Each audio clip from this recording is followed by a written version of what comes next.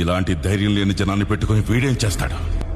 అవును సార్, మీరన్నట్టే మాకు ధైర్యం ఉండేది కాదు, శక్తి ఉండేది కాదు, నమ్మకము ఉండేది కాదు. చావు మా మీద గంతులేసేది. కానీ ఒకడు అడ్డం నిలబడ్డాడని వాడిని ఖాళీ ముందు తల నరికాడు కదా. ఆ రోజు చాలా సంవత్సరాల తర్వాత చావు మీద మేము గంతులేసాం. వాడు కత్తి విసిరిన వేగానికి ఒక గాలి పుట్టింది సార్. ఆ గాలి నరాతిలో ఉన్న ప్రతి ఒక్కడికి ఊపిరిచ్చింది.